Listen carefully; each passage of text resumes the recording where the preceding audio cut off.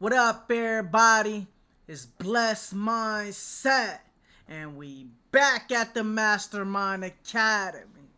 Today, we got a Jubilee video. We got my boy Dean and Parker going up against Matt Nuclear and some other dude. I don't know that other guy. I heard of Matt Nuclear. I seen he was sharp in the Amanda Seals debate. He was sharp for the conservative side. But also, you got to think, this man is going up against Dean Withers and Parker. Now, both of these guys is nice, you know what I'm saying? So, hey, if you want to debate some liberals, bro, these cats is top tier, especially for the young cats. I seen better. But for the young niggas, these niggas nice. So I guess they debating about liberals versus conservatives, Iran, corruption. So enough talking, man. Let's get into this vid, man. I don't know what he believes. Let me respond. That's the point that I don't know. I think a lot of... Do you know what he believes? I don't know what he believes. Let me respond. That's the point that I don't know. I think a lot of... Do you know what he believes? I don't think that we definitively know 100,000% what Trump believes. Like, just like I don't definitively know what you believe. You may be secretly homosexual or something. I don't know whether or not that's true. Like, but say some that's stupid shit that's like possibility. that. I'm saying secretly. That's a possibility, right? No. Okay, that's not a possibility? No, because I'm myself. I know whether or not I'm straight. Oh my God, stop, guys. You're gay. Later find out you're gay. Right, You're a the liberal. Conservative You're a Party liberal. folks. I wanted to off The topic real quick. only group You're of telling me. people who will push homosexuality on you. Parker, you're gay. Parker, you're gay. You I couldn't be didn't gay, even Parker. say that. I just said it. I'm Hey, telling you're you right telling me now. it's I'm impossible. straight. I'm not Okay, gay. wait. I mean, the fact that you're fighting is hard, man. What the hell is this debate about, bro? What the fuck? I'm Dean Withers, and I'm a progressive liberal. I'm Parker, and I'm a progressive liberal. I'm Matt, and I am a classical conservative. I'm Dennis Feitosa. I'm an America First conservative. I'm running for Congress, and you are watching Roundtable. So far, they haven't gotten there. We're not satisfied with it, but we will be. We will be either that or we'll have to just finish the job. But their Navy is gone, as I've said 1,000 times. Their Navy is gone. Their Air Force is gone. Everything's gone, and they're negotiating on fumes. But we'll see what happens. Maybe we have to go back and finish it. Maybe we don't. Trump is proving that peace through strength works. Iran is negotiating because it knows America is finally willing to finish the job. If we're considering that, quote unquote, demonstrating peace through strength is getting Iran to negotiate, and more specifically, getting them to negotiate by first starting a war, well, then I don't think that this is something that's been proven to work, considering the fact that we were in a better position a decade ago under Obama with the JCPOA without a war in Iran. Yeah, I would just disagree with that immediately. I don't think that the JCPOA was peaceful, right? Because the JCPOA essentially allowed the Biden administration to unfreeze billions of Iranian assets that were held in Qatar, held in Iraq, and so on and so forth. Under the Obama administration, they unfroze assets, and under the Biden administration, they also unfroze assets. And this essentially allowed the IRGC, as they are the #1 state sponsor of terrorism, to support groups like the Houthis in Yemen that have disrupted global maritime trade in the Red Sea. I believe specifically $200 billion worth of economic damage was done in the Red Sea because of the support of the IRGC. They created the Yemeni civil war in 2011, for example, with conflicts with one of the largest economic partners of Saudi Arabia. They fueled and funded Hamas to support them and gave them intelligence to conduct October 7th, which was the second largest terrorist attack in the 21st century. I mean, the Hezbollah, for example, in southern Lebanon, right, in their war with Israel, and their South American drug trafficking operation that was like Operation Cassandra, I believe, exposed in 2008 by the DEA. Sure, like the JCPOA limited their enrichment, right? It wasn't at 60%. But the issue with the JCPOA doesn't account for Iran being the main state sponsor of terrorism, and it also didn't account for them having the largest missile stockpile in the Middle East. So that's like the main issue with the JCPOA. So you do disagree with Trump's war in Iran? Because even Donald Trump is, in his negotiations with Iran, is willing to relinquish economic sanctions on the country, promoting more economic activity, which would then lead to the same sort of outcome as like unfreezing their funds, for instance. So that's like my one issue. When I hear people on the right saying, well, the reason why I disagreed with Obama's JCPOA is because it unfroze funds. It gave them back some of the money, Can I respond to that? which they sold goods to us in the 70s. Well, we'd see the same outcome from, Trump's war today. If we relinquish the sanctions, if we allow them to promote more economic productivity within their own country, well, then they're going to have more money to do the same thing. Well, the real is like 2 million to the dollar. That's one. And number two, currently they've suffered like $4 billion worth of lost oil revenue because we blockaded their blockade, right? Preventing them from also exporting oil over to China, which about 50% of their oil goes to. I do agree that period, like Trump offered them like a short-term reliefs where they can export oil, not because that he loves Iran, but just to obviously like decrease the global economic turmoil because of the oil loss, obviously. But generally, he does believe in John Bolton's, Mark Levin's, Lindsey Graham's maximum pressure strategy on Iran. And I don't think this is like a new war. I just think Trump is addressing things that other presidents or prior presidents were not able to address. Do you think that Trump got Iran closer to a nuclear weapon? No, I don't believe that Trump got Iran closer to a nuclear weapon. You don't think pulling out of a JCPOA led to them getting closer to a nuclear weapon? No, because Trump would be willing to actually strike Iran in their facilities. Like Natanz, Fordow, and Isfahan were struck during Midnight Hammer. So because they got closer, we then had to strike them, acknowledges that you are saying that it actually got closer in the first place. So Trump pulling out of the JCPOA did get Iran closer to a nuclear weapon. Would you agree? No, I wouldn't agree to that. That's just denying reality. What you're failing to understand is that their enrichment. Hold on, their enrichment was 60%, right? Which is like really close to 90%, which is weapons grade. Is that higher than 3.67? Of course, but the reason. But can I respond to that? Can I respond? Can I respond to that really quickly? Okay, great. What you're failing to understand is that the intelligence report that came out before that was that they were not trying to build a nuclear weapon. Of course, they were at the 60%, which was a crazy level of enrichment, but we didn't assess that they were actually actively willing to build one. And if they were going to actually go for a bomb, like they were, for example, before in the earlier 2000s, we would actually strike, right? For example, Biden was not able to reinstate an Iran nuclear deal. But I believe if Iran were to really try to get, a nuclear bomb during Biden's time period, he wouldn't be willing to strike, and Trump would be willing to strike. So prior to Midnight Hammer, were they higher than 3.67%? I think you already know the answer to that. Yes, of course. Yes. Is that closer to the 90% necessary to be able to weaponize the enriched uranium? Yes, but we'd be able to strike before that. So they objectively are closer to a nuclear weapon. Do you now agree? Yeah, but they were closer in 2021. So now he agrees. Biden. He's now conceded. Thank you. Okay, I mean, is Trump actually closer to peace through strength if he's established us in a worse position and actually? Well, it's not a worse position. This is a nuclear weapon?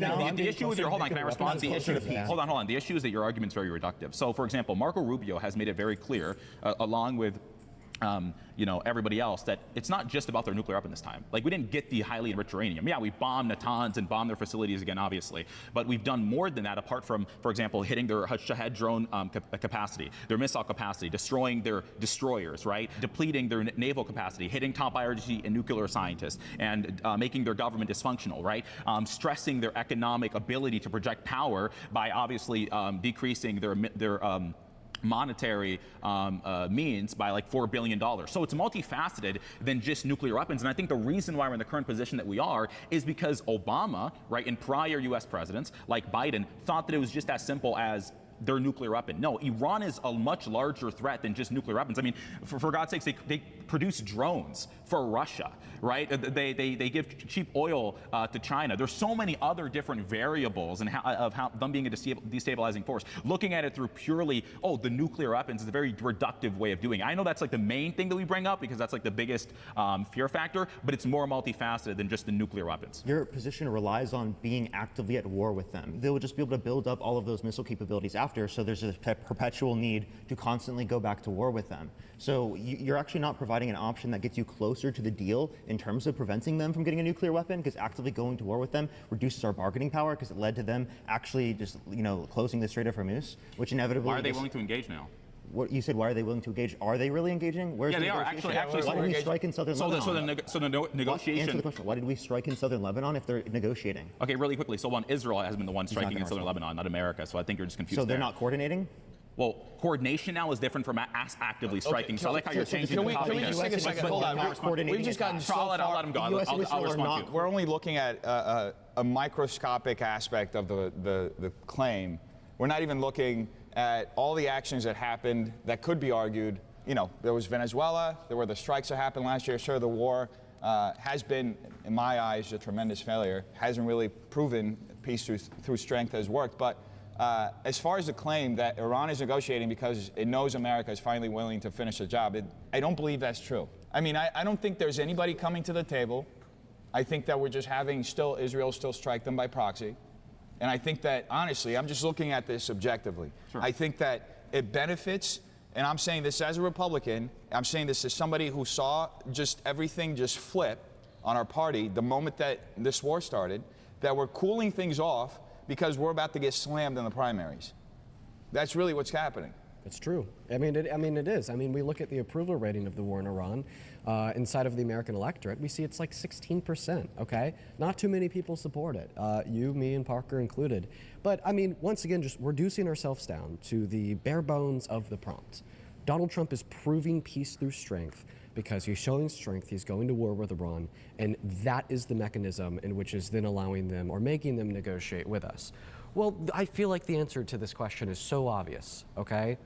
Obama got them to negotiate. I know you think that he negotiated a poor deal with them because he was unwilling to freeze their accounts. Okay, well, that's exactly what Trump is going to do with other monetary means in the war today, regardless if it's either directly giving the money or indirectly giving the money by relinquishing the sanctions. It's going to happen. But the point is that Obama got them to negotiate without killing 160 girls in an elementary school in southern Iran. Yeah, just killing Obama thousands got of them more to people. I mean, negotiate. you can't really. Hold on. You can't really and the claim reason moral why I high bring that ground up, here. He was just. we could talk about the hospital in civilians. Afghanistan. We No, absolutely not just can. that. He killed the most civilians by drone strikes. Listen, I definitely agree with that. There's a shit ton of war crimes in the Middle East under Obama. Libya. But the point that I'm making is just simply the fact Forever that destroyed. one of the good things he did was he proved that we can negotiate with Iran without going to war. And then the only reason why Donald Trump tore up that deal is because it was a weak deal, though. Well, hold on. I mean, really quickly, there's a Let him finish. the pallets of cash, all that stuff. It was weak.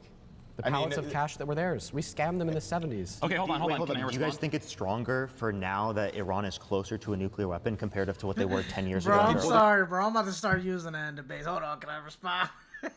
I think it's stronger. It didn't have the kind of deterrent effect that was. So I think it's stronger if we were to prevent them from getting a nuclear weapon to a greater extent, which would, by the way, still be in place until 2030. Right. So let me just really quickly respond. You're still stuck on this nuclear weapon thing, which I don't blame you. Isn't that what he's saying is the main thing? Well, no, actually. So It he's is. been That's what talking Trump is about, just really quickly, that's one of the main factors, obviously. But I told you that there's a broader umbrella and things to look like. For example, Iran has like the Quds Force, which is like their own specialized force. 300 of them, for example, in Venezuela. They've given hundreds of missiles to Cuba and, for example, Venezuela. They've been operating as a pro-Russia axis of evil in the Middle East. And they are a large country with significant military power, with significant ability to project and to obviously engage in warfare. I mean, what other country do you see launch missiles at Israel like Iran or the UAE or Qatar and so on and so forth? And all of those Gulf countries are also obviously in support of this. Now, Dean Withers, obviously, you've mentioned the point that he got him to negotiate. I think there's a difference between getting someone to negotiate on a great deal, right, that actually encompasses the complexities of their ability to project negative power, right? And there's a difference between getting them on that deal and getting them to a deal that was better. The JCPOA, UN Resolution 2231. How do you know that Trump is going to negotiate a great deal? Well, given the fact that he believes in the maximum pressure strategy on Iran, given the fact that he's not as lenient on Iran, whatever deal comes out of this is obviously going to involve major concessions for the IRGC. That's objectively true. Like, for example, I can get Iran to agree to not like invade Afghanistan, but it's not like they're planning to anyways. It doesn't matter. A good deal is when you actually address all of the concerns surrounding the IRGC in Iran. Their ability to project power, their ability to build a nuclear bomb is obviously a good one, which we've completely decimated, by the way. Just got to get the enriched uranium and their missile stockpile in the Middle East, right? And stopping the three main terrorist groups they support. That would be, encompassing a deal like that would be great. The JCPOA included sunset clauses, which meant that within 10 years, in 2025, where it ended, obviously, they would be allowed to continue to enrich uranium, and you'd have to get a new deal. And there was nothing in there that ever encompassed anything about their terrorist organizations, which we gave them more money to support, or their missile, for example, power. By the way, a day before the 12-day war started, okay, I believe the IAEA came out with a report saying that Iran had enough enriched uranium for 9 atom bombs. And then we struck with Midnight Hammer, okay? And Trump gave them a... Wait, he said what? He kind of talks fast too, bro. So it's kind of hard for me to stay. Which we gave them more money to support, or their missile, for example, power. By the way, a day before the 12-day war started, okay, I believe the IAEA came out with a report saying that Iran had enough enriched uranium for 9 atom bombs, and then we struck with Midnight Hammer, okay? And so it seems like what he's saying is that basically, I forgot where he got his source from, but he's basically saying the source that he's talking about.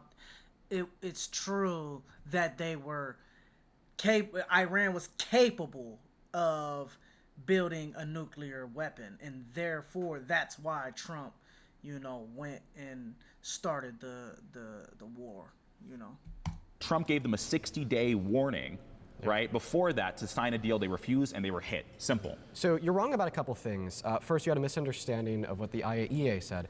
They didn't say that they had enough enriched uranium to build 9 atom bombs. They said that they have enough uranium that if they were to further enrich it, they'd have enough to build 9 uranium bombs. That's the official reporting from the IAEA. Check it out yourself. This is something I looked at 2 weeks ago in the middle of a debate because somebody made the same point and I Googled it. Now, the second point that I'll make here is while I think that you're kind of throwing on a lot of extra justification for Trump's war on Iran, that just simply doesn't exist. You're saying, well, not only is he going after this nuclear threat, but all these other things like proxy terror groups, power and control over the Middle East as a whole. And that's not what we see. When Donald Trump started this war on February 28th, why did he say he did? Not because of terror groups, not because of the Houthis or Hamas, but rather because of a quote-unquote imminent nuclear threat that never existed as confirmed by our DNI, or I guess who we had as our DNI at the time, Tulsi Gabbard. Everything else that you've added on in the middle of this debate is not something that they've added on from DC. It is your personal justification for the unjustified. And I'll pass the mic to you. Well, yeah, I mean, the narrative around the war itself has changed multiple times because Mike Johnson, Tom Cotton, even Marco Rubio, and there's a State Department memo from April 21st that says that we preemptively struck with Israel because Israel was just going to strike them, and we did it in defense of our interests there. I don't think it's really peace through strength to attack on behalf of another country. And then at the same time, you have people like Jonathan Pollard going on podcasts saying that the next aim is Turkey, that they're going after Egypt. So this is obviously, we're there to ensure the security of Israel. It's not peace through strength. The reality of the situation is, if it were truly peace through strength, it would be in America's interests. On behalf of our interests as taxpayers, we're funding a military action that's not helping our country. So I think we got a lot of things said, talking about the JCPOA and Iran, whether or not they're a nuclear threat or not an imminent nuclear threat, whether or not we should be involved in this conflict and the complexities around the nuclear deal, and whether or not this is truly worth it for America or America first. Imagine boarding a plane and hearing the pilot say, "Don't worry, this is actually my first time flying." Yeah, absolutely not. Some situations are way too important to trust the wrong person. And honestly, the same goes for hiring a lawyer after getting injured because of someone else's negligence. Video is a big case about you win. You can describe so included. Let's get back to the video. Tonight, in an extraordinary move, the Justice Department declared the IRS is, quote, forever barred and precluded from auditing President Trump, his family, his oldest sons, and their companies, or pursuing any claims for past actions. It's part of the unprecedented settlement after President Trump dropped his $10 billion lawsuit against the IRS. The deal was orchestrated by the head of the DOJ, Acting Attorney General Todd Blanche, who is Trump's former personal attorney. Blanche faced tough questions on Capitol Hill today. You're the president's consigliere. Your perspective is completely wrong, Senator. Well, respectfully. I think the facts will prove me right. The president's settlement also creates a nearly $1.8 billion fund, taxpayer money, to pay for Trump allies or anyone else who claims they were mistreated by the Biden Justice Department. It's a group that includes the roughly 600 people charged with obstructing or assaulting police on January 6th. Trump's IRS settlement is not justice for political persecution, it's corruption in plain sight. Oh, wow, we all agree. Yeah, I'm surprised to see everybody's light on.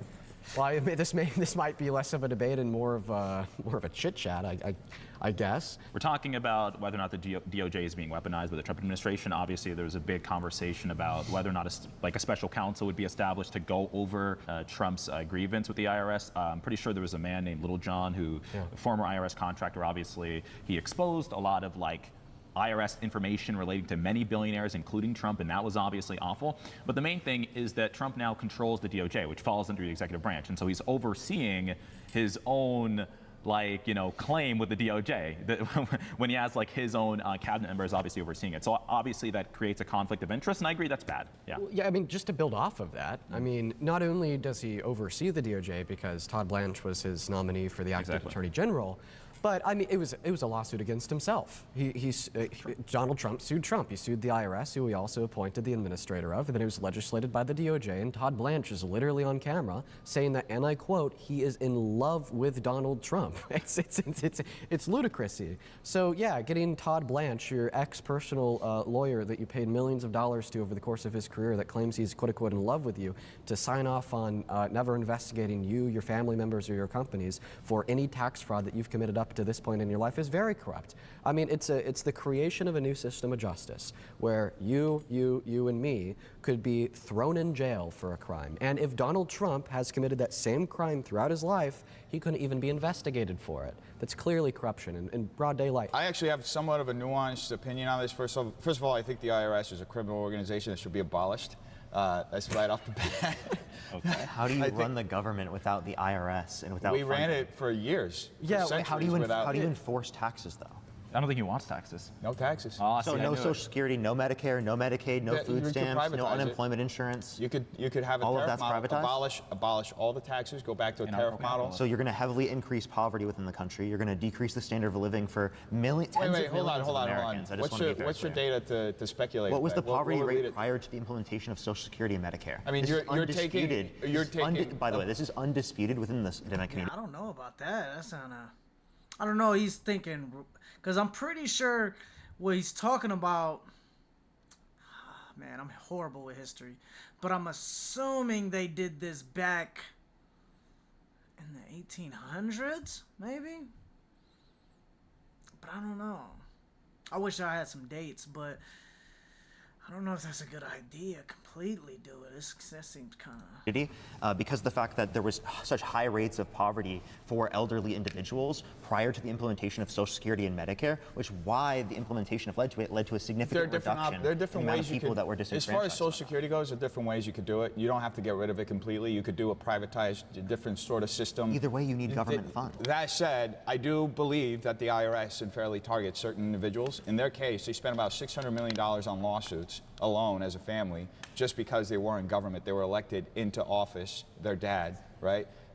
So I think that's being that targeted, it's a level of political persecution that nobody should be exposed to. That said, if we are supposedly under a fair system, people shouldn't be excluded regardless of their position in government, right? So there's a lot of different things. And also with the January 6 guys, there were a lot of those guys. That's one of the few things that I think is actually beneficial out of this ruling, because there are a lot of guys, some of them who I know personally, who are in solitary confinement, were never charged with anything, were very unjustly treated, and they should be. I think they should be in jail for life, especially the 170. With zero due process. Well, I mean, of course. A lot of these guys weren't even charged with anything. But specifically, the 176 J6ers who tried to kill cops and then insurrect the government. Yeah, I mean, I'm happy that those guys were in jail. They should be in jail for life. Like DJ Rodriguez, he drove a stun gun into Officer Fanone's neck as Officer Fanone was on the ground being beat with metal rods while the other rioters were screaming, grab his gun and kill him. And then he gave Officer Fanone a heart attack, and the only reason why Fanone is alive today is because then he was rushed off to the hospital. This guy got 10 years. In my mind, way too light. It should have been life. He's a terrorist. Donald Trump comes on 4 years later and then gives him the full and complete presidential pardon. Even that and that actually accounts for 178 of them. Well, DJ Rodriguez admitted guilt, and it was caught on Fanone's body camera. Right. Well, isn't there, if I remember this correctly, isn't there a moment where his body camera goes out, and then Not you the actually moment see him DJ Rodriguez drove a stun gun into his neck. I wonder the missing minute. I haven't seen it. I think well, supposedly, according to people that I know were there, Fanone was specifically instigating. So do you think he's lying? The officer's lying? I'm not saying that he's lying, but I'm saying that there's testimony that contests what he said. So I'm just saying that basing your entire argument on a contested testimony from witnesses who were there. It's not contested. DJ Rodriguez admitted guilt. Nothing's contested. That's fine. There's still 1 out of 600 people. Okay, so that guy shouldn't get any funds from the $1.8 billion. What about the people who were in solitary confinement, thrown in a hole without any sort of charge, and then later we're just We pardoned. agree with due process, but would you also agree with due process? Yes, 100%. Well, I want to say here, if there was any J6er that was, thrown in solitary confinement with no charge, and this is clearly corrupt, clearly illegal, clearly in violation of the Constitution, they don't need Trump's $1.8 billion slush So fund. you don't think they should be restituted? No, what they do is they sue the government like anybody who experiences a breach of their constitutional rights at the hand of the government. They don't need a special privilege, unlike any other American in this country's history, to get $1.8 billion given to them by the president that let them out of jail after they were convicted. Some of these guys, there were about 10 or 12 of them that hadn't been fully pardoned. One of them, in fact, it was just about a couple of months ago that his case finally got expunged. Do you mean commuted? So they weren't fully, or whatever it was. Talking about are you saying that their sentence was commuted? It was finally, his case was finally ended. I don't know specifically the terms. I met this guy at CPAC. He had his case there. He was just taking it around. He's like, I'm still being sued. Yeah, not a terrorist. Everybody there was a terrorist? I think. What about the people who walked into the building? There's literally video of. I'll hold on. There's literally video of showing them just the doors being open and people walking into the building. Can I clarify though? Do you think the people should have been pardoned who assaulted cops? No. Absolutely not. If you committed a crime, you should be held accountable. Right. So this is where I'll go. Right. I mean, I think generally, I'll say that January 6th was an awful day. I think it was horrible. I think that any officer that was assaulted, I think all conservatives, not anyone that's like necessarily like a cultist or anything, can look at that and say, okay, that was negative and that was unfortunate. And anyone that participated in assaulting any officers or committing any crime or breaching into the halls of our Congress should definitely be arrested and put in jail for a long time. But breaching is a bit. Yeah, I mean, hold on, but I think you're unfairly characterizing that. I mean, they breached, bro. They breached. Right. So you're telling me that that's illegal. When the doors, there's literally footage that shows why that did the doors they open doors. Doesn't matter. They were allowed in. People do that all the time. They take tours of the Capitol all the time. Is there people footage? protest of the Capitol? People protest in the Capitol Rotunda every day almost. Let me ask you. You can go there. There will be a protest. There's a major difference there. Let me ask you, if the doors... They were all trying to kill congressmen, all 600 of them? How did they all fail? I think they were definitely going after Pence. I think the day was generally awful. And let's agree, the reason why the doors were... You think they were definitely... You say that definitely? They were saying hang Pence, though. They were going... To be fair to Matt. No. They were saying... It was about. Hold on. Don't interrupt. Hold on. Don't interrupt. People were claiming. I'm not saying all 600. You said definitely all 600. Come on, bro. You just got me agreeing with Matt Nuclear. Many of them were shouting hang Pence. I'm not saying every single individual. I'm not saying every single individual in the crowd. You did just a moment ago. I didn't say every single individual. I said they were, meaning many of them were obviously shouting hang Pence.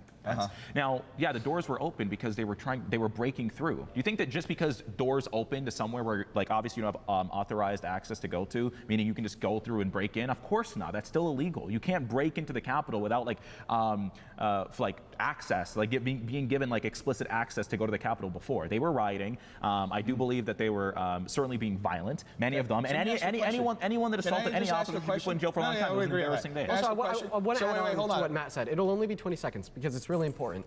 We got to ask ourselves, why were the doors open? Because less than 20 minutes before they were open, they were closed with people like Fanon almost getting killed attempting to protect them. Exactly. So at some point, when the officials on duty protecting the Capitol from this group of domestic terrorists ultimately became usurped and they were on the ground getting bloodied and they were almost dead, they did retreat a little bit, they did pull back, and they said, well, we're just going to roll over and show them our bellies or else we're all going to fucking die. Because that's legitimately what it felt like to be an officer on that day. Just look at the testimony. Legitimately, on scene. And I told you I'd speak for 20 seconds. So I'll let you go. My question is, there are protests that happen all the time at the Rotunda. They happen in that area. People have done that. They've done it multiple times. There have been Free Palestine protests that happen in the same place. They acted in the same manner. That's a false equivalency. How is it a false equivalence? I'll tell you why. Because those protests. Sure. Because those. Yeah, because those protests. This is the MAGA Hold on. Really quickly. Protesters. Well, really quickly, because because many of those protests are organized, and many of them specifically near the Capitol are not explicitly violent, where they're not trying to breach into the Capitol, or breach into the White House, right? Where people don't have weapons. So let me get this hold on. Let me finish. Can I just understand? And because on top of that, they don't have, for example, like an explicit reason. Like many of the January 6th protests, I'm not saying all of them. Many of their specific belief was that they were going to go in there, right, and punish Pence for not certifying the results, like certifying the electors. That was the whole point. Yeah, it wasn't like they showed up that day, hey, we're protesting because we don't like the Democrats or something. Yeah, they went there for an explicit purpose, and you trying to say that other protests that had nothing to do with that specific goal is the same as a false equivalency fallacy. That's true. Okay. So, are you a Pence head? What? What even is that? I don't know what a I'm Pence so head sorry. You're acting as if it takes some sort of political bias to yield the conclusion that they wanted to kill Pence when they're screaming "kill Pence" with a fucking Yeah, well, guillotine over their here's the arms. thing. You guys, And it's you a guys fact. are What throwing he's talking about with the elector Here's the thing. scheme, I'm not too. denying that The elector claim. scheme from Let me Donald just Trump say in the one 2020 thing. election is also very meaningful to this conversation. Can I say because something? J6 and the events that unfolded at the Capitol weren't like some isolated incident. What I know. underpinned the That's beyond the J6 point. riots Let me just was make- Donald Trump's fake elector scheme, where he tried to steal the outcome of the election from Okay. Biden by installing fake votes for let me himself just- in the 7 key swing states that Biden won that he lost. So when we take that underpinning, we add it to the events that unfolded on the day. There's no way that you could yield the conclusion that this was just like your typical run-of-the-mill veterans, sit out in the rotunda trying to get better protections for them after they leave war. No, this was a violent and visceral attack on the fabric of our nation, on our democracy, and as Matt pointed out, Mike Pence, and you don't need to be pro-Mike Pence in order to understand that as a fact. So here's my question. There have been multiple investigations that showed anywhere between 20 to 200 FBI agents were embedded in there. And Yeah. So Trump pardoned the FBI agents. 1 second. Who's FBI? who was running it? Tell me. Who was running it? You tell me. Who was no? This the is a Trump question I'm administration, asking but you. who was So Trump's FBI. But who was the head of the So FBI at the time? Oh wait, an appointee of whom? Who was the head? No, I'm can you asking tell me who appointed the head? Was that Trump? Was it Yeah. Trump That is a good appointee? question. Yeah. Okay. Well, you don't have an argument there, though. Like I've heard trying to get clarity. Hold on. I've Like, heard- can I finish just one point? I'm Okay, trying to sure. get clarity. And then let me respond. I'm just trying to get clarity on the situation because this is the thing. The reason why I'm pushing back is because you guys, including you're painting this whole situation with just broad generalizations about everybody who was there, about the due process that they got. I've heard, including from you, characterizations that all of these people were domestic terrorists. Were there bad actions that happened that day? Yes, of course. Do we know the full truth of what these FBI agents were doing? No, there's still investigations show me happening. those as far- reports? Hold on. I just want to say something. This like, is really quickly there's a about Senate. Let me finish my point, brother. Okay. There's Chip Roy literally did a Senate hearing. There's like a 2.5. There's multiple 2.5 to 3 hour testimonies of FBI agents talking about what happened that day. I'm just talking. Saying what? I'll be less than Saying 30 that seconds. they were embedded there and that there were efforts to not just coordinate but to agitate. The Trump FBI, with a Trump appointee running the FBI, embedded FBI agents in the Now J6. you're inferring I'm gonna go ahead and political restart your motivation. cortisol, bro. I'm Let me gonna finish. Yeah, bro, your cortisol. I'm maxing. cortisol maxing. Yeah, you are. Yeah, your cortisol maxing. Bring it down a level. Take It's that- actually adrenaline maxing when you actually look at the science of it. It could also be- cortisol is sustained Actually, for please hours. be quiet. Actually, can you please It be could quiet? also be coke maxing, but we won't go there. Listen. Coke maxing? I'm sorry. Are you just hurling accusations now? Well, You were staring at us. Okay, let's just get back to the topic. What you're saying is that there were Trump FBI agents being led by a Trump appointee embedded in the J6 crowd that inevitably antagonized the people, causing them to insurrect the Capitol, that were then pardoned by Trump. I mean, I don't want to sound like a conspiracy theorist or anything, but if everything that you're saying here is true, it almost seems like this was Trump's doing. So here's the thing. One thing you have to recognize, part of the reason why I asked you who was the head of the FBI at the time, do you remember the investigations that were happening, the Russia collusion investigation? That FBI was extremely hostile to Trump. So it's not exactly out of the ordinary to have the assumption that an FBI that's embedding their agents into a rally the day after Nancy Pelosi refused to give him the security detail that he requested, okay? Nancy Pelosi, Chuck Schumer were in a completely different area. They all evacuated. They knew what was happening. So this is what, I'm just trying to look at this Donald Trump sat in fairly. the Oval Office and refused to tell his people to stand down This for is, 2 I'm hours. just trying, I'm not making excuses for the terrible behavior that happened that day. I'm trying to look at it fairly without demonizing people who were not given due process. Why did Donald Trump pardon the FBI agents then? He pardoned every against single them? one? Yeah. Why? Name them. I don't have to name the FBI We just agents need to know that he there offered are blanket- FBI Because agents nobody that knows that. I specifically don't were think, pardoned. as far as I know, there hasn't been a you list claimed- of those you- FBI agents that have you been claimed released. that those FBI agents were involved in this January 6th. Do you think all individuals at January 6th The were numbers pardoned? are between 20 and 200. Were according all to these individuals at hearings. January 6th pardoned?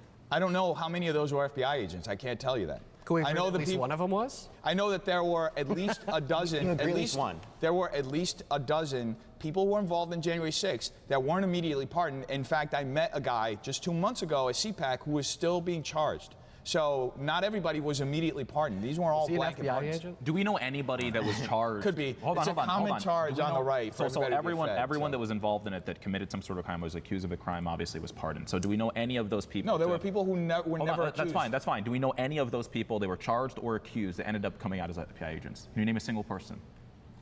You think people are just coming out and saying they're FBI agents? I guess we originally started with agreeing completely that there was political corruption involved with the Trump IRS settlement, but then we happened to disagree with a lot of beliefs, specifically on January 6th and the involvement of police officers and whether or not they were lying in the first place, or whether or not the January 6th rioters happened to be FBI agents working undercover, even though it's under the Trump admin.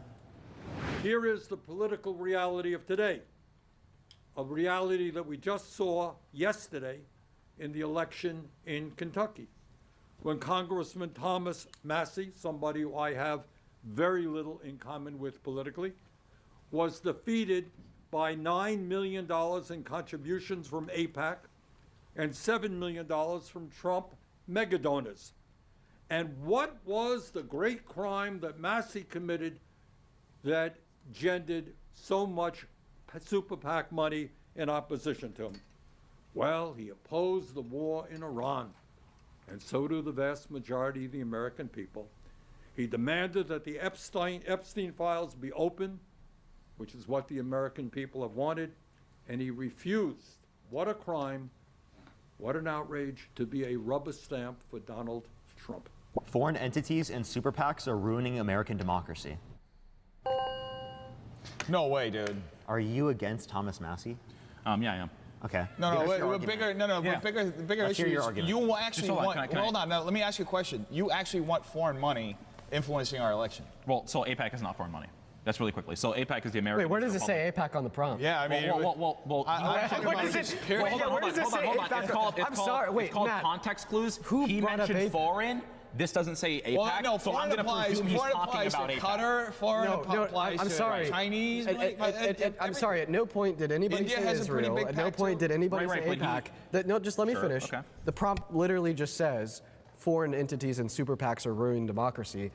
He says, why do you want foreign money in politics? You say Israel. Right. Go ahead. Okay, great.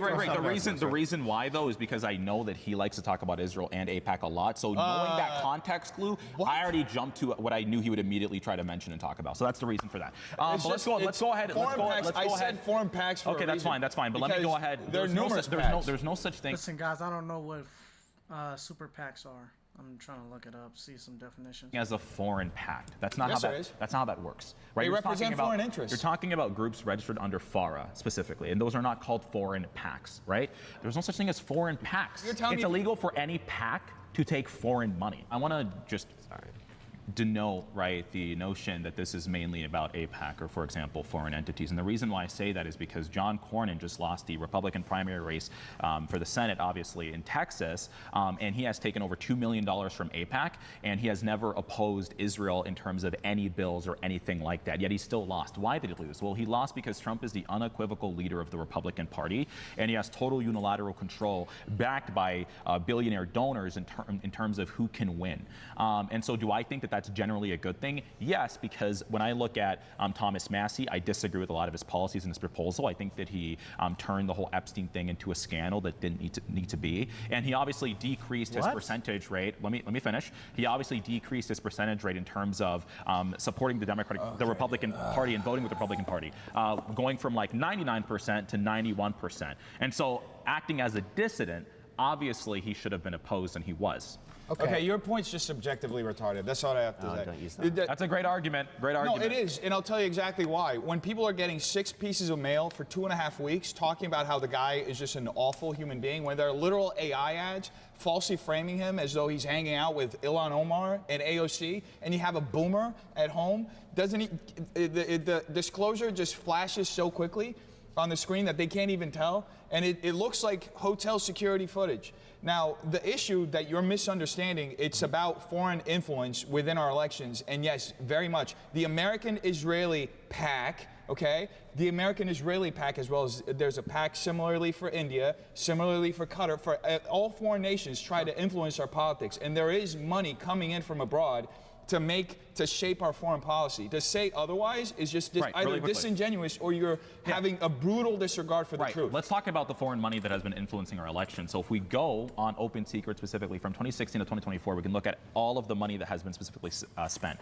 I believe that Israel, from that time period, spent 33%, right, meaning 1/3 of what Saudi Arabia and Qatar specifically sent. We're talking about foreign lobbying. I believe they were about around 200, and Saudi Arabia and Qatar combined were over $600 million. And Again, so the you're fact not- that you're not Bernie even Sanders, arguing let my me finish. point. You're let me not even finish. arguing We're my talking, yeah, we're point. talking about My foreign point's about foreign influence. influence. Yeah, You're hold on. choosing a Let me microscopic finish. thing. Yeah, It's you're actually talking. giving even more reasons to believe that foreign entities No, really, are influencing our but politics. guess what? Yeah, hold on. But except that Bernie Sanders mentioned AIPAC. He's talking about Israel more specifically. No, I although he did literally mention mentioned Qatar. Qatar Yeah, I know India you mentioned and other other countries, countries. but he mentioned more Israel. And I'm just making sure that we understand the amount of money that has been spent by, Qatar, Saudi Arabia, and the general Gulf countries. Now, it's significantly more than Israel has actually actively spent. But let me ask you another question. You just presented a fallacy that people love to present when they're trying to defend Israel as far as its influence, financial influence in our elections. So $250 million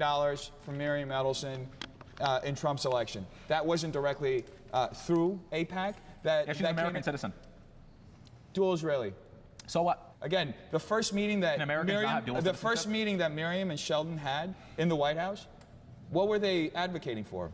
Explain it to me. They can advocate for what they want to advocate for. Right. Miriam Edelson, right, and the late Sheldon Adelson were both American citizens that obviously had a lot of support. Let me finish. It's like you're talking about dual citizen, not dual Israeli. I'm a triple citizen. I can talk about this shit. I know what I'm talking about. Okay, great. So wait, hold on. You're triple citizen. Yeah. Citizens of what other countries?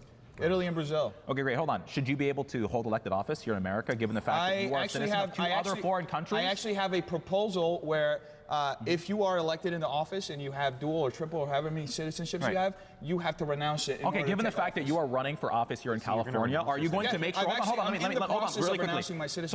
So when you run, so given the fact that you are running for office here in California, you do agree to everyone here that you will renounce both of your other passports I've already filed as soon as you are elected, correct? I've already filed the paperwork. Okay, great. Yes, you don't have to hold me to this. I've made speeches about this. I actually have a plan that's called the JFK plan, okay, that's about removing dual citizens from public office if they're not willing to renounce their citizenships. I'm about having sole allegiance to America. That's it. If you are in elected office. Because we have issues, and it goes beyond the Israel stuff. We have Ilhan Omar, who travels over to Somalia as a dual Somali American citizen, travels over to Somalia and says that she's working for the benefits of Somalia in U.S. Congress. So it's about having sole allegiance to America. And yes, I've already filed the paperwork, but you know what? In Italy especially, it takes about 2.5 to 3 years for it to... Why do you have to act like this? I'm curious, have you spent any money on any campaigns whatsoever supporting any candidate as you have been a triple citizen? What are you talking about?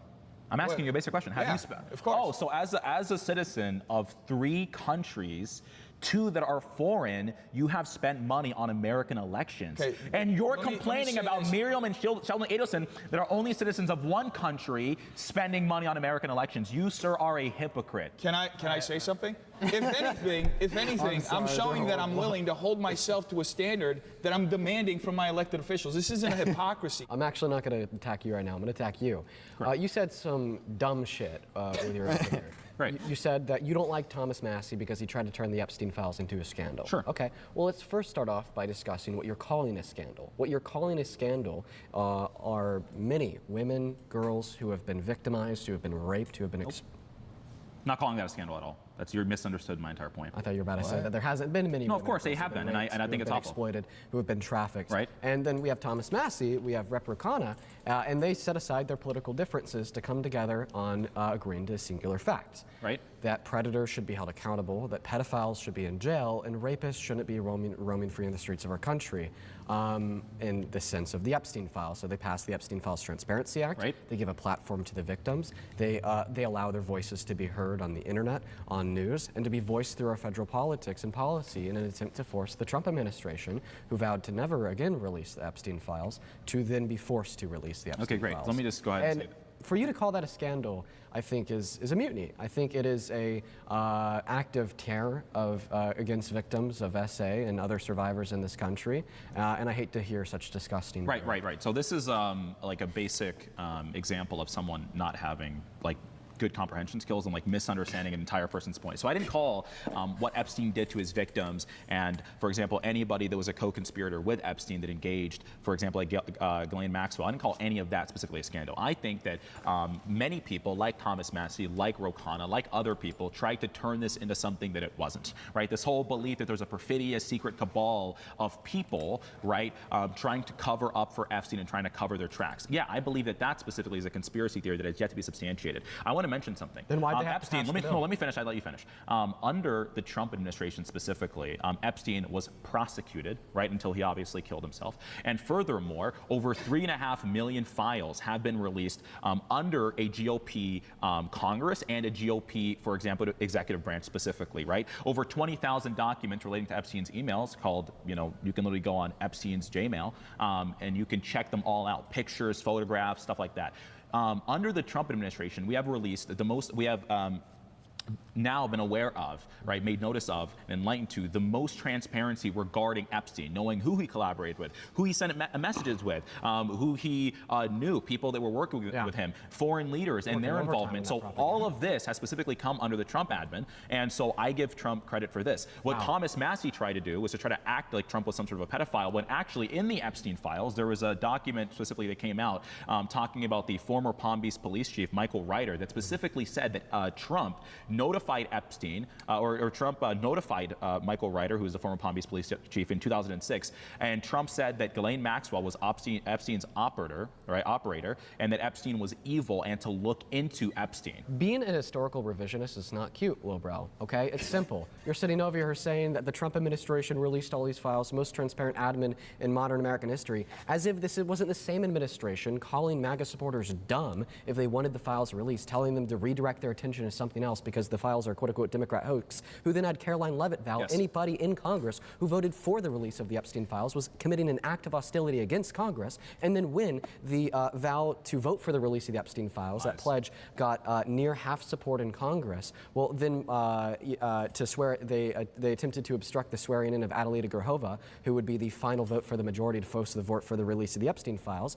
They obstructed her swearing in ceremony for 6 weeks, and then after she was sworn, then the White House went to Lauren Boebert, MTG, Nancy Mace, and Thomas Massie, and they asked them to take their names off that discharge petition list to force the vote for the release of the Epstein files. Lauren Boebert said no. She got fucked. Her clean water bill for me and another 50,000 of the Colorado constituents where I lived was killed. Right. MTG got fucked. She was kicked out of politics. Thomas Massie got fucked. He was kicked out of politics. And the only reason why Nancy Mace didn't get fucked is because she then once again usurped into the MAGA crowd. And then for you to say that this is the same man who wanted them released. You're disagreeing with the whole premise, so can you at least concede that an individual citizen who's a dual citizen of a foreign country spending $250 million in an election to then have one of the first meetings to advocate on behalf of this foreign country she's a dual citizen for is not necessarily in the interest of Americans. It's a disproportionate amount of influence that you will never have, you will never have, you will never have, I will never have. Even if I'm elected into Congress,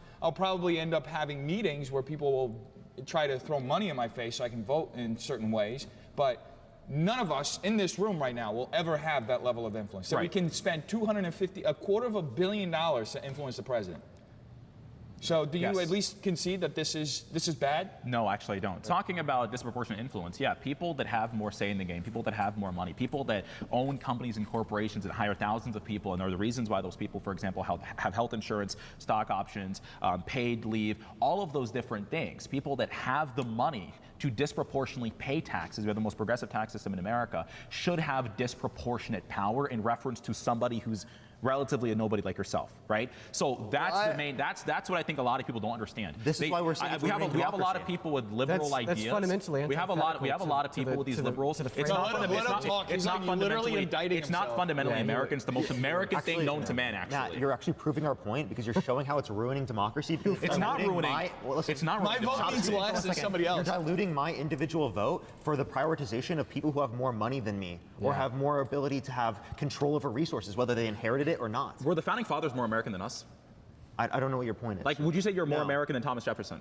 I would say I'm just as American. We're Just both as citizens. American as a founding father? Like, are you saying support of American values, or are you saying What's in your terms point? of being a Are you citizen? just not a citizen, American values? Are you more of an American than Thomas Jefferson, who was a founding father? I would argue I represent more of what America should value today than Thomas Jefferson. Not did. today, just generally. Are you more of an American in terms of values and principles and understanding the Constitution than Thomas Jefferson, a founding father, was? How are you defining American? Let me just Wait, clarify. let him, I what's just your told point? you, I'm talking about the Yeah, Constitution. what's gonna happen is that he's sitting there. Matt Nuclear is gonna talk about the basic values. Well, not the basic values. The beginning values of American history, and that's probably what his definition of American is. But what Parker is talking about is basically what America should be. Right? That's different than the foundations of what America was. Like, we was watching a video on this channel, and Andrew Wilson was talking about how certain states would have, you know, churches running their states. The question is that American? Because in Parker's mind, that's not American. Why? Because he wants the separation of church and state. But when America started, there was states in which church and state was combined. So that's what these niggas is arguing about right now. Is he's saying that, is it foundational? What is the foundation of America? But when Parker is using these terms like, oh, this is what America should be, that can get kind of tricky, because now you're going from the foundations and changing shit to a new prescription, which I'm not saying is good or bad, but what I'm saying is that we're gonna have to define America, and that's good that Parker actually said that.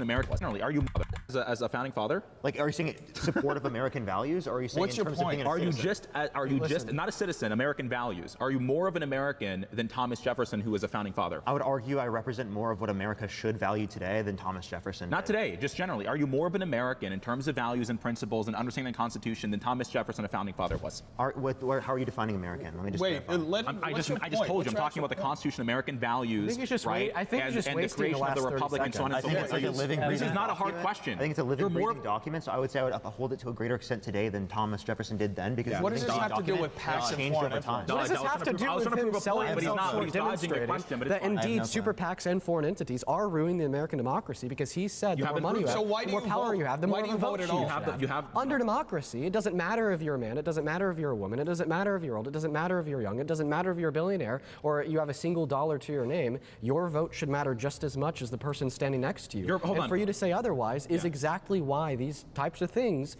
are ruining the American democracy. What is democracy? Why do you even? No, I want to know. Why do you even vote? Okay, really quickly, can I ask Dean a question about that actually? So, Just get to would my you consider question yourself like politically literate and very much aware of American politics and things that are currently going on to a pretty high extent? Yes or no? Significantly more so Than compared the to average somebody person. like the average Of course. person. So would you say that, let's say we have a homeless man that knows nothing about politics, doesn't even know the three branches of government, and I can go up to him and say, hey, vote for this person and I'll give you like a burger or something. Would you say that that person should have as much political and voting power as you? Yes. Yes, and that's exactly why I spend. Okay, This so is wait, that's why we're in the show. give me more than 3 words. Yeah, that's where the disconnect is gonna be. Is that Dean believes even though somebody has no knowledge, their vote matters. You know what I'm saying? But what Nuclear is talking about is that we should have restrictions on which people should have the right to vote. And I actually agree with Nuclear on this. Now, I don't know how far he's gonna take this, because some niggas is gonna take it to where, oh yeah, all women shouldn't vote and so all black people shouldn't vote and shit like that, which I'm against. But for me personally, man, I mean, I'm not even mad at what some of like Wilson was saying. He was talking about how like maybe raise the age up and then get a test going. I'm pretty sure niggas that's traveling in the country, well, not traveling, but immigrants that come to the country, they gotta pass a civils test. It's like a test, you know what I'm saying? American test or some shit. I wouldn't be opposed to that. Now, we can debate on what the criteria is, but I would actually agree with nuclear to where it's like, I don't think everybody should vote. This is entirely. No, give me more than 3 words. No, This is an entirely different argument, though. no. I understand the reason why you screamed "wow" is because you didn't want me to give you a fleshed out response to get a gotcha moment for a 5-second clip on TikTok. But yes, I do think that a homeless person in America should have the right to vote, even if they were to be easily influenced and swayed to vote for a person by you offering them a $20 bill, which is exactly why I spend my days trying to end homelessness, which is exactly why I spend my days trying to educate the American electorate, which is exactly why I spend my days trying to ensure that the average voter is just as informed as I am. And the reason why I do that is because I don't treat an individual's right to vote in the American democracy as optional. There's no trade-off. I don't care if they're homeless. I don't care if they're broke. You're saying that these are reasons to take that right away from them. Well, I view that right as fundamental. So because I view that right as fundamental, that's the boilerplate to then work off to attempt to prevent people from being easily swayed to vote, to get people more educated, and to make sure that they won't vote for a Republican because of a $20 bill. Since you believe in unequivocal, hold on, really, one question, guys. Never actually answered my one question. Quick yes or no question. Why do you vote? Since you believe in unequivocal voting power and voting ability for every single American, let me give you a hypothetical because I know you guys love hypotheticals. So if Adolf Hitler, I like how he's getting the last thing to speak. Yeah, he complained about not being able to. Since you believe in unequivocal power for people voting, right, and that anybody, regardless of beliefs or ideology or even intelligence, should be able to vote. If Adolf Hitler were to run for president here in America, right, and the majority of people wanted to vote for him, would you allow people to vote for Adolf Hitler? Well, I'd start a civil war. So you don't really believe in democracy unequivocally, and regardless of people's political ideology. There you go. Thank you, guys. Hold on. There you go. When we want to envision a hypothetical of somebody like Hitler running for president, well, first, I don't think that hypothetical could exist in the real world because That's why it's hypothetical. limits It's a test logical consistency. because of the limits of our Constitution. Right. And secondarily, the efforts that I put into ensuring that the American electorate is well informed is why I don't think that the average American will 50 years from now vote for Hitler. Because there's people like me, there's people like Parker trying to prevent that from ever happening by detesting, the neo-Hitler of today, Mr. Donald Trump and Stephen Miller. But listen, my point is, of course there's going to be those exigent scenarios of the hypothetical of Hitler running for president where I'm going to be like, oh yeah, well, I mean, in that scenario, the democracy's clearly failed, okay? But if it's not in a very clear scenario of the democracy failing because over 50% of people in the country support this brutal genocide that's going to lead until the deaths of millions, well, under more typical scenarios, I would absolutely say it's the case that everybody in the country deserves the right to vote. You just conceded that unequivocal democracy ends democracy. 18 plus. I don't think I ever argued unequivocal democracy. I think I argued for the fundamentalist right to vote under typical scenarios where we're not literally having. You didn't say typical scenarios. I gave you the reason I gave you. I guess I'm sorry. I didn't consider. Okay, go ahead. No, go ahead. That's fine. That's fine. Good response. Go ahead. So I was like, in a circumstance like that, you're prioritizing the Constitution and individual rights in that scenario and upholding those, and we're totally okay with that. We have no issue with that. But the issue is that whenever you're violating democracy, right, you're deciding to prioritize the interests of corporations and large business interests over the average American, right? That's specifically what's happening in that context. So I think the priorities of the Constitution, individual rights, are an actual genuine reason to undermine specifically like an election in that scenario if there's some sort of crazy scenario like that, right? And that's why we have a Constitution in order to be able to keep those rights in check. But we wouldn't do the same thing specifically when it comes to private corporations because that's not a fundamental right, and I don't think that they should have control over my life. I think that it makes my life worse and the average American's life worse. So I think we talked about foreign entities and the influence of super PACs in American elections and whether or not, obviously, it decreases the voting power of everyday Americans and individual citizens here in the country. Obviously, we mentioned all sorts of different things, like whether or not corporations are too powerful and whether or not they aren't as powerful or whether or not they should have that sort of influence over America. But overall, I think we had a good conversation and everyone brought up good points. So, yeah. The questions about Donald Trump, who has always claimed an exceptional level of fitness and well-being, well, they're going to come up. Especially when that exceptional level of fitness and well-being start to change before our eyes. Like earlier this month when he appeared to nod off while hosting an event on maternal health with members of Congress. Or back in April when he was fighting to keep his eyes open as he had healthcare officials in the Oval Office. Or back in December when you can clearly see him struggling to keep his eyes open.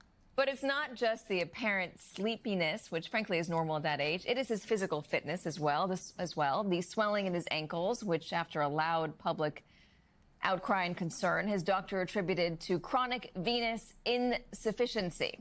There's also those deep bruises in his hands, which he attributed to his aggressive use of aspirin. Trump's falling asleep, visible health problems, and erratic online tirades raise serious questions about whether he is mentally and physically fit for office. Oh, wow. What? I'm sorry. I did not expect. That was the last thing I Okay, expected, we're to be just honest. going to open it up.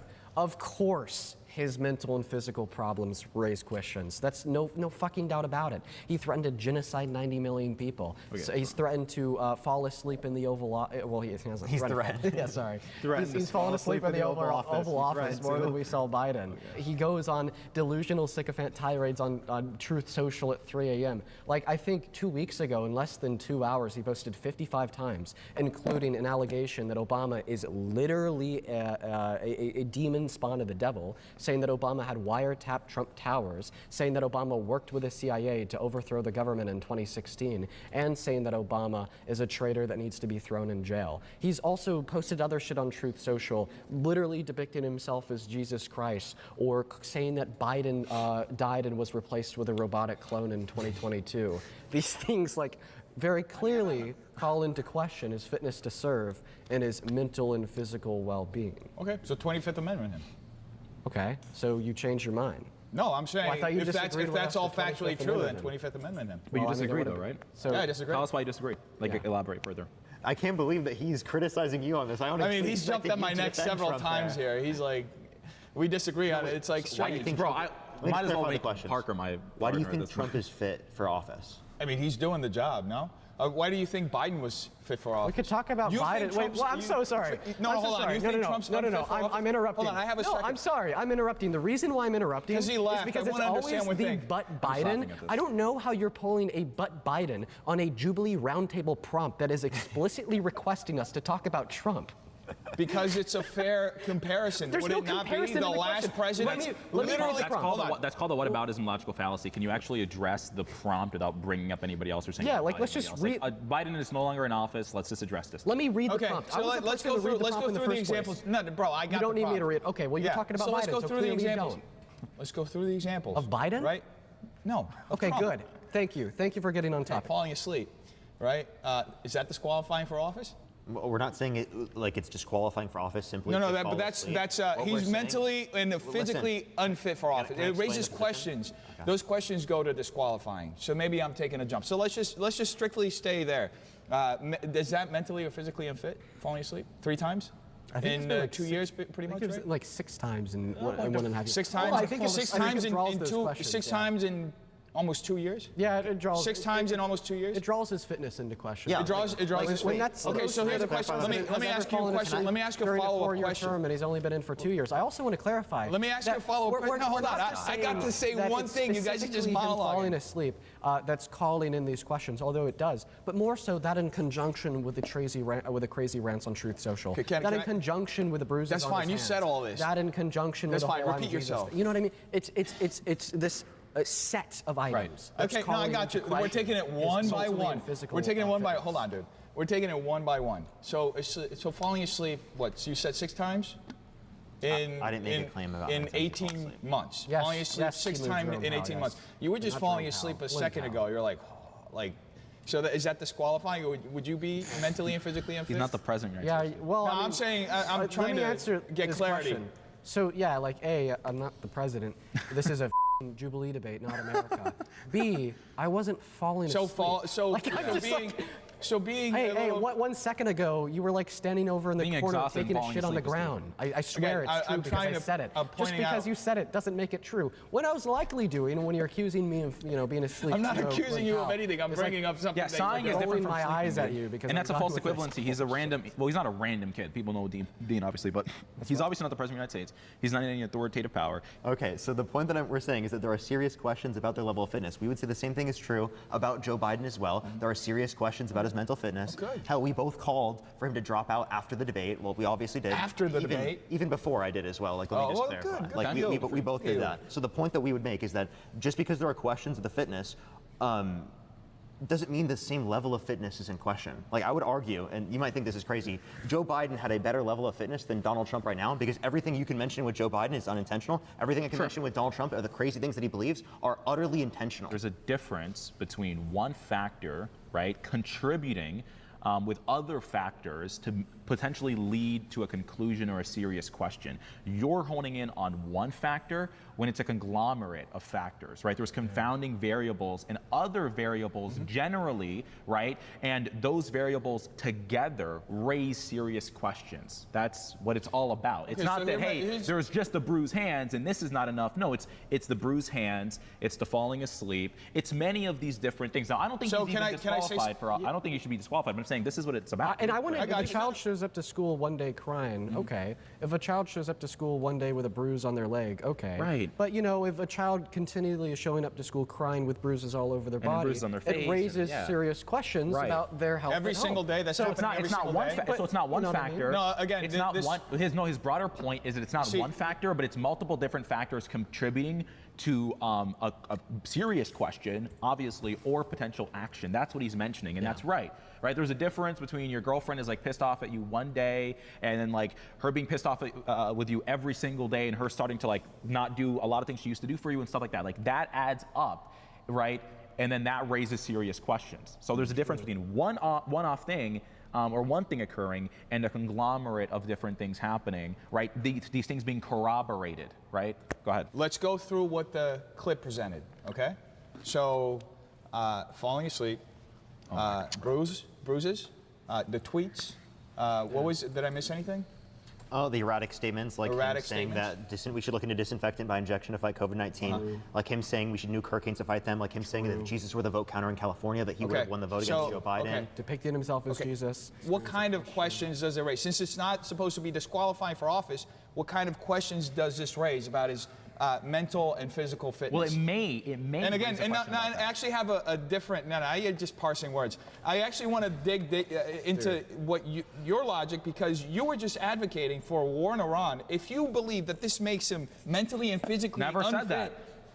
Because I'm not simplistic. Wait, you were defending actions in Iran, and you're being hypocritical. Remember earlier? Well, I think. Like, can I say something really quickly? How would you don't seem to think that the president is mentally and physically fit? Never said that. That's not the prompt.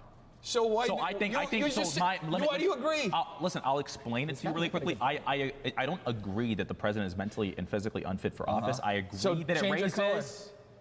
Change your color. If only you had the ability for nuance. Don't make me defend this guy. Right. I agree that it raises serious questions. There's a difference between. So what's the question? What's the question? It's am I able? It's not a question mark. My eyesight is horrible. Okay. I would say that he's mentally fit for office, but obviously, like the whole physically part, I think we can just get rid of it because, for example, FDR was in a wheelchair, so he wouldn't be physically fit, but mentally, I would say that he was mostly aware during his tenure, right? Yeah, Trump does go on rants. He does say all sorts of crazy stuff. He does speak in grandiose measures. I think when you vote for somebody, you vote for a lot of their policies, not just like their Twitter rants or their fucking rants on all sorts of different platforms and the crazy things they say. You vote for certain policy prescriptions, and we can argue the merits of that. And you also vote for administration and a cabinet. There's like 21 members that are part of Trump's cabinet. It's not just Trump. He gets briefings on different things he's not aware of, and there are all sorts of different people that we can argue whether or not they're intelligent, that obviously, brief Trump on things and are experts in their own fields that help him. So I don't think it's like just Trump. I think his administration is generally okay, and I don't really care too much about the rants. I mean, we've known Trump to be this unpresidential guy. No one's going to argue he's presidential. I'll leave it at there. Listen, if it was anybody but Trump, you'd think they're insane, okay? Claiming to be a Christian, then praising Allah on Easter, then threatening to genocide 60 million people. Not so. That never happened. If I had to say, in a very simple and concise way, why I don't think that Donald Trump is mentally fit to serve, the best example, the prime example, is that he tried to end the American democracy when he lost an election. Dude's nuts. Why the fuck would anybody ever posit in their goddamn life that he's mentally fit to be our president when last time he was our president and then he lost the 2020 election, he installed fake votes for himself in 7 of our key swing states to rig and steal the election from Biden? Like, no way. No way. I think our standard of fitness is, aren't we saying like whether or not they meet the standard of presidential when we say that they meet the standard of fitness? Because No, we're I saying don't think so. fitness to be president, right? So it sounds like we're saying. I think if it's we're saying like mental fitness to an extent, I mean, I guess you could say that. Like, I don't think Trump is literally insane. I do think that he's very heterodox in his takes, and he can be very unpresidential. And obviously, you agree. Like you've said that Trump is more funnier than Harris.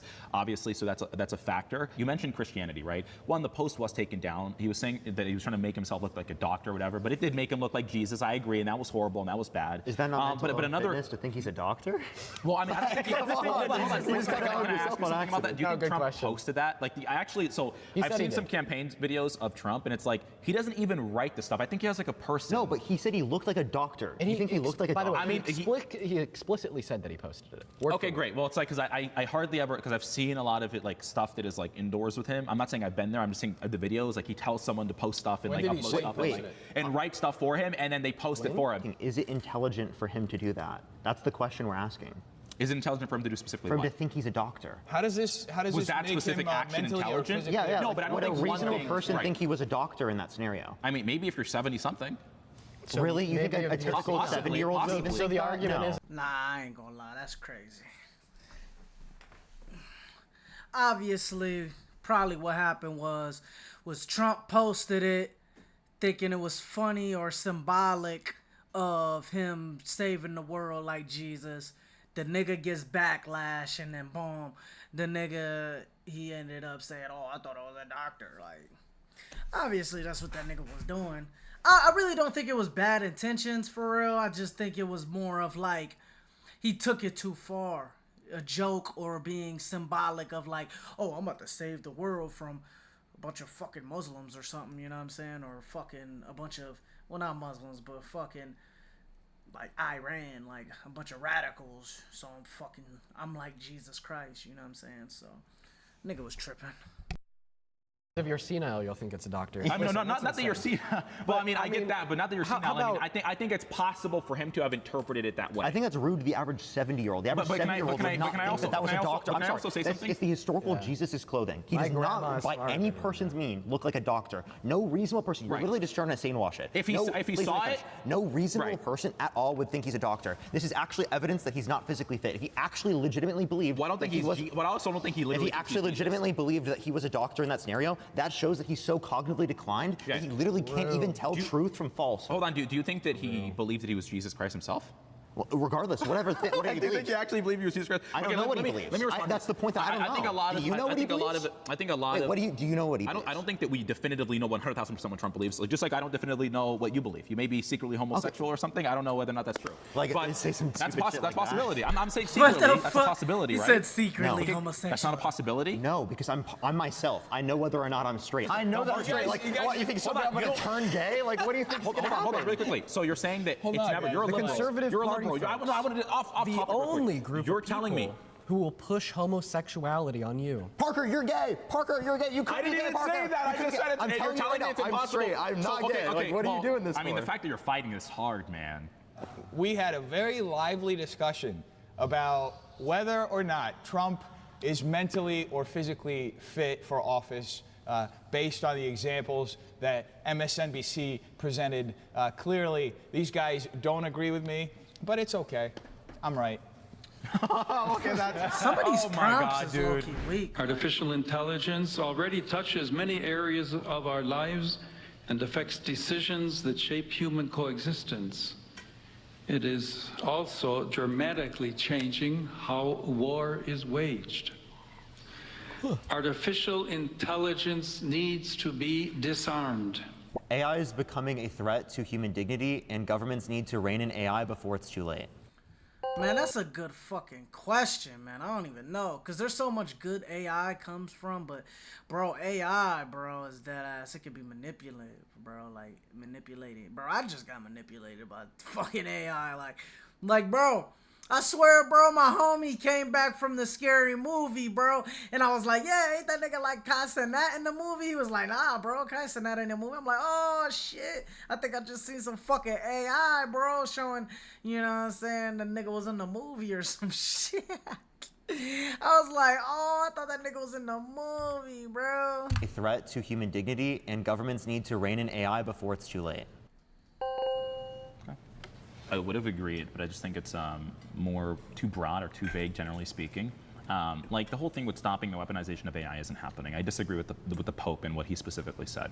I do believe that inevitably Russia and China will obviously use AI to weaponize it. And we already are weaponizing AI, obviously, using intelligence and coordinating with strikes and so on and so forth, and using advanced technology like drones and changing how warfare is actually done in modern society. Instead of trying to end the weaponization of AI, and I understand the Pope would say that because he's the Pope, he's supposed to be a peacemaker and, you know, bring union. The truth is, and if we're talking about the geopolitical reality, if we're being a realist in this perspective, is that we do need to weaponize AI, but moderate it and make sure that the government has the best access and the best AI weaponry, so that if we do go to war with China or Russia, we aren't behind because of what? Because of feelings, because it's like, oh, it's bad evil or whatever. Yeah. So I got a question before we jump into this. Did any of you guys read the encyclical, like the full thing he said? No, I just saw the clip. Go ahead. You just saw the clip? Yeah.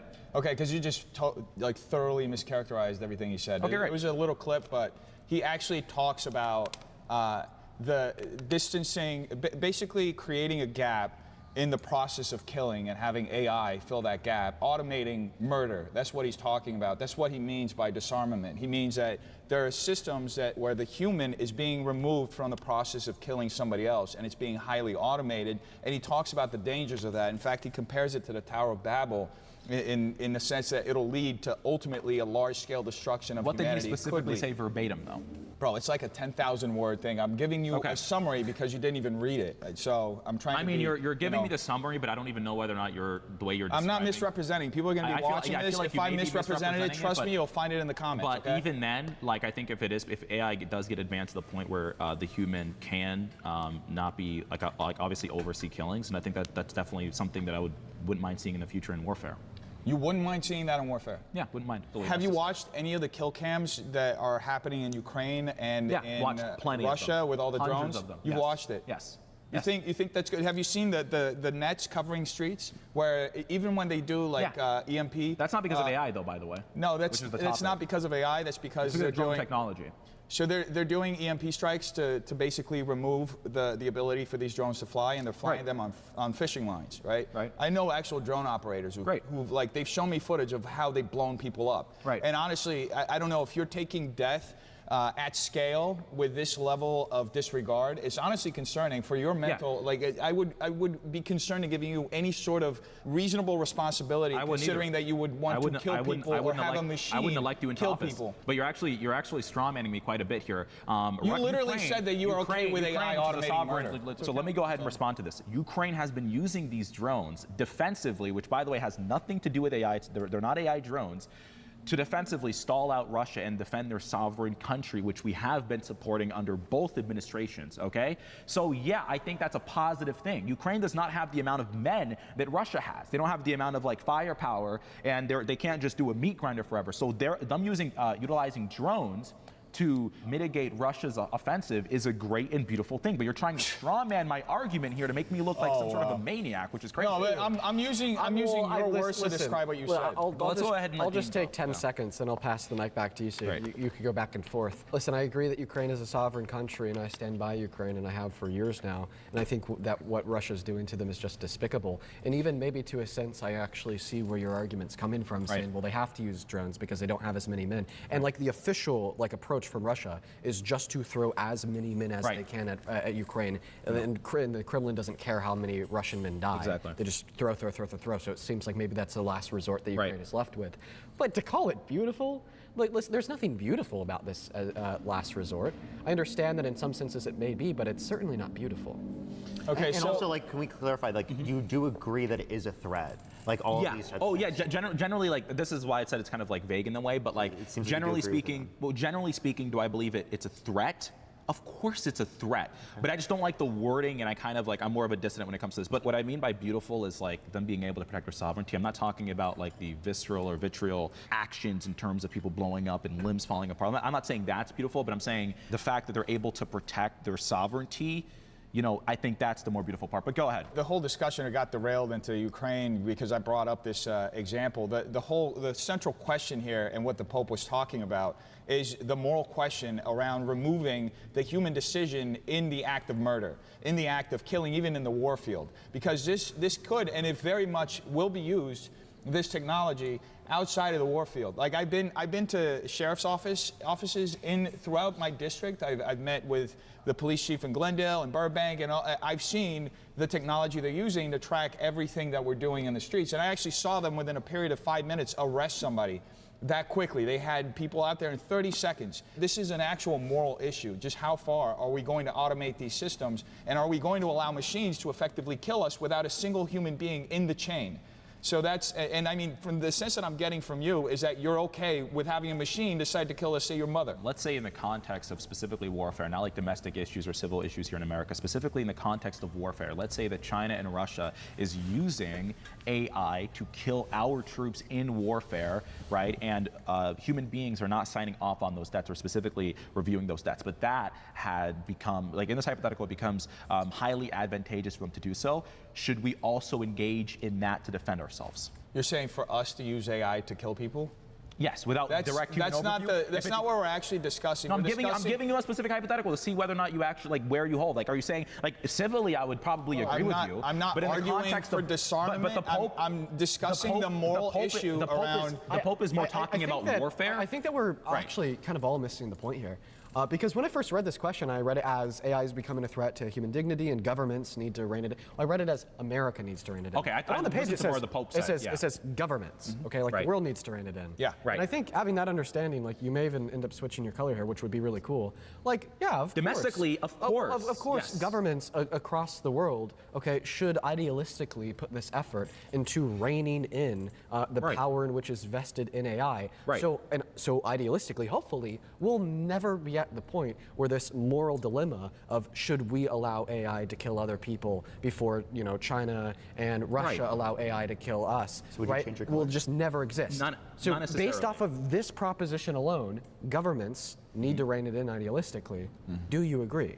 In terms of just general domestic threats, in reference to AI, I would agree. But in terms of things that would be like, in reference to foreign issues, there's sort of like this competition between multiple different governments. I don't think we live in a multi-polar world yet, but if we do, these governments are going to constantly be competing for the most advanced AI weaponry, and they're going to try to weaponize AI. And that's what the Pope mentions, is the weaponization of AI. Reining in on AI and moderating it and making sure it's not a big threat domestically, I believe so. In terms of like what the government should do in of itself. Every country. No. We're just saying. Every country domestically, or every country in terms of foreign policy. Every country idealistically, okay, should rein in AI, given that we agree that this is just something that's generally. We're just saying. You added idealistically in there. Idealistically, homelessness should end. Idealistically, everyone should have food. Idealistically, of course, I would agree with you, but I think that's very reductive. Well, I think that this is an idealistic question.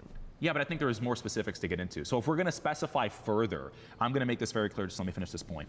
Yes, like you're talking about the surveillance state or people being surveilled, I think that should be questioned. I think we should know how much access the government, has to our data, our information, things in reference to flock cameras and monitoring people and text messages and how the world has been digitized. I think we should focus on that and talk about that and issue those civil domestic concerns. When it comes to weaponry being used in foreign conflicts and how that may conflict in a potential war and how advantageous certain AI equipment may be, I don't think government should weigh in or rein in on in terms of moderating that. I think they should create the most sophisticated weaponry arsenal possible, and wait to see what happens in warfare, so they're not outgunned and they're not severely defeated. That's my general. Well, I mean, even creating like the most sophisticated AI weapon possible or whatever, right, for like means of like personal defense, like the nuclear race of World War II. Still yet, I feel like those are the things in which should be moderated the most. Like the more dangerous AI is, the more oversight and moderation we should have of it. I agree. I feel like you agree. I agree on that. Now that's the thing. It's like weighing in on moderation. There's like a big difference here. Like I believe like all of our nuclear weapons anywhere everywhere in America should be moderated and should have like a multi-layered, sophisticated sort of like step in order to launch it. So it's not like one rogue guy launches a nuclear weapon and then like mad actually goes into effect, right? So I believe that AI should be the same. We do have the most sophisticated arsenal possible, right? But in order to deploy them or to use them, we should have a multi-layered system, so it's not just like roguely used or it's like misused or anything. So like people overview the AI, you're saying? Isn't that kind of like not just that, like reviewing the AI to make sure it's not just like being like deployed randomly before operation or after operation? before operation. Okay, well, like it after, seems because like you agreed with him then. No, because I'm talking about like after operation, like hey, we're engaging in a conflict now. Like should we use some AI systems that may not have direct human overview if it's militaristically advantageous? But it's a very complex. Anyway. Let's since we're talking about this and treating it kind of like an arms race, let's take it back Before we do, can we just like say, like, do you agree with the topic that AI is becoming a threat to human dignity and that governments around the entire world need to rein it in before it's too late? I think it's too vague for me to do that. No. Well, here's a hypothetical to disagree that there needs. Like, it'll carve out. I have a hypothetical that'll carve out. Please. Yeah. I think all it's asking is, do we need moderation? Do we need regulation? That's really all it's asking, right? Well, of course, but I think the whole like reining in and it being like in this being looked at as like this existential thing is where I disagree. I don't really think it's existential. I think it's being blown out of proportion. Regulation, the need for regulation is existential. Can you agree with that? Do you know what existential means? Yes. You're saying that AI right now is gonna our existence will be in question? Oh, I think that the idea is that like if we allow for AI to have complete control over these things, yes, there is like well, a no one's legitimate... advocating for that. Well, I mean, that's what I think the question between you guys in terms of what you guys misinterpreted. Okay, sure. Was. I mean, I believe that obviously I already made my point with domestic and foreign. I made that very clear. I understand. I have a hypothetical. Disagreeing with in terms of the topic. I actually have a hypothetical that will help paint some of the point that you're. So earlier you took a position on Iran and the justification around that war being denuclearizing them. No, multi-layered reasons. Okay, I'm not gonna just go in and I'm providing an overview. That's what I'm trying to do so I can go into the hypothetical. Hypothetically, if you were to find out that Iran is developing this extremely advanced AI that will annihilate people, right? They could just drop off drones off of our coast and it could just track and kill everybody in New York City in 30 minutes, okay? What do you, as far as, now I lost the train of like how I was setting that up. But would governments need to step in that basically, scenario yes. to prevent them from being able to have access to weaponry like that? Of course, yeah. I think we all agree, right? Then that means that you agree that we need to rein in AI before it's too late. Then. It's talking about governments generally speaking, though. It's not. That's why I'm saying it's vague, and it should be vague because it's one of those questions. But I mean, broadly, in the vague sense, I would agree. I just disagree with the specifics. So we'll say that. I think that you completely agree with it because earlier you're saying you agree with it domestically, but then disagree with it like in a foreign sense, right? Which is why I'm saying it's more specific. Even in a foreign sense, it's like we're going to other governments and moderating them. Go to other governments and moderate them. I think we're saying like government should moderate. I think they're saying like governments domestically and civilly speaking, in reference to their electorate and their population, should moderate themselves. But if you're saying like in a foreign sense, but I mean, you just said domestically, yes. Domestically, yes, of course, and so I think in a foreign way. So I would agree in domestically speaking, but I don't think we should rein in on moderation when it comes to foreign use of AI weaponry. That's the conclusion right there. This is where Mayor Bass lives. You notice something? Or here, where Nithya Raman's $3 million mansion sits. They don't have to live in the mess they've created where you live.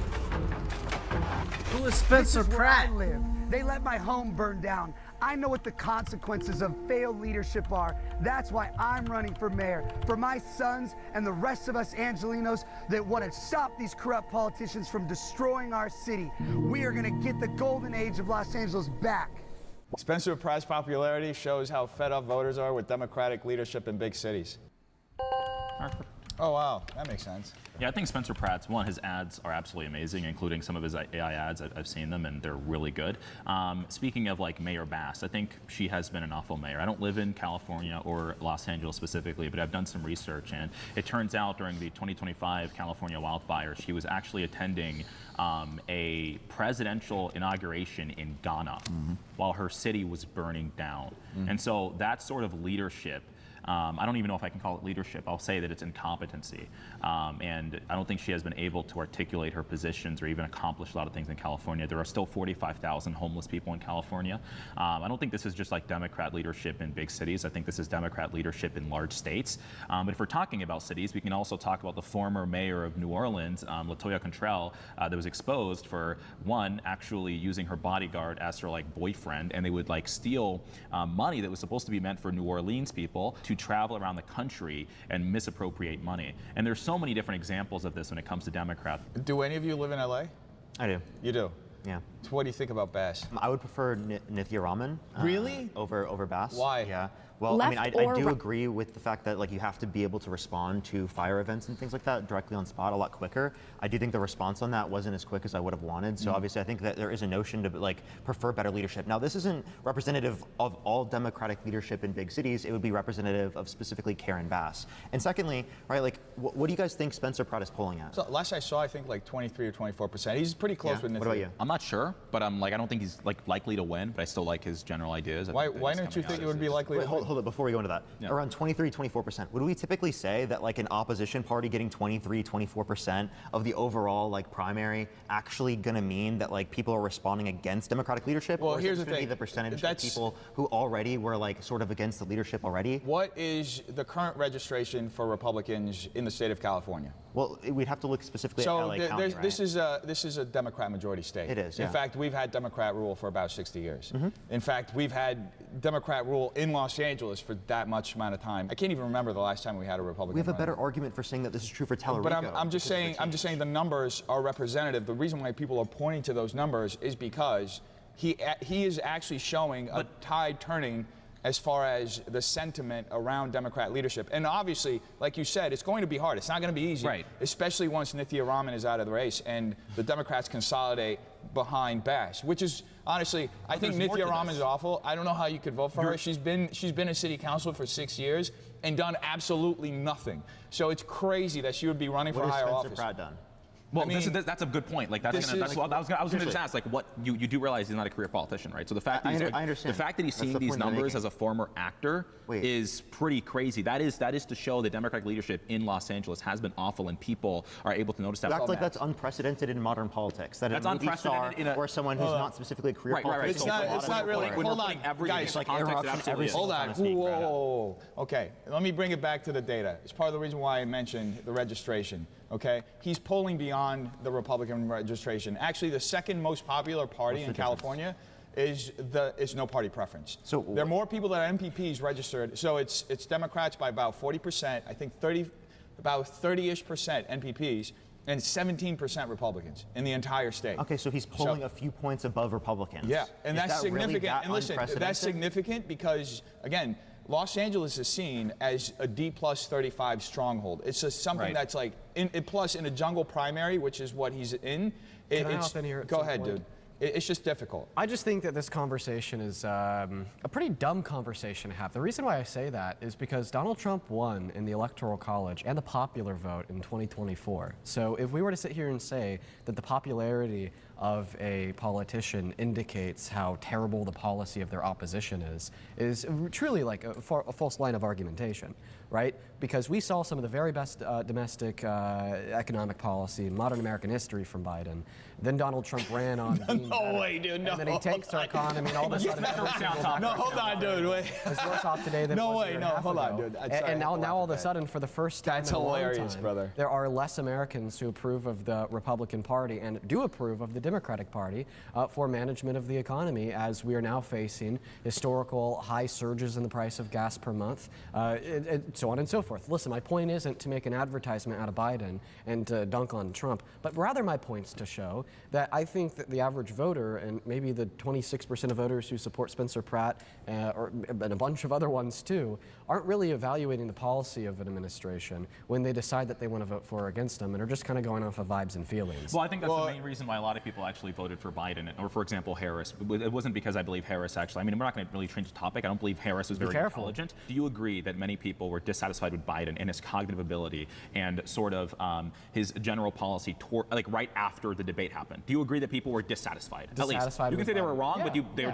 okay, great. Do you think it's intelligent that after you are basically, everyone tells you, hey, we're dissatisfied with your cognitive abilities or debate performance, we think the economy is not the greatest currently, and we aren't going to vote for you, and that's what the numbers are showing. Do you think it's then great, like a great idea, as like, let's say you're Harris's like campaign manager, so when you're asked like, hey, what would you have done different from Biden, the person that everyone's dissatisfied with, to say, I can't name a single thing I would have done differently? Do you think that's an intelligent campaign Well, decision? I think the way in which Harris interpreted that question is, would you have done anything differently, i.e., would you have implemented different policy, would you have run on different things, so on and so forth? And the answer to that question is a no, so she was honest by saying no. Right. I think that That's an bad. intelligent politician would say, no, I wouldn't have changed the policy, and then on top of that, ensured that their campaign ran on a bunch of messaging surrounding why the Biden-Harris administration wasn't to blame for the gas prices we saw in 2022, wasn't to blame for the 9% That's not an level of intelligent inflation campaign by the decision, no. pandemic.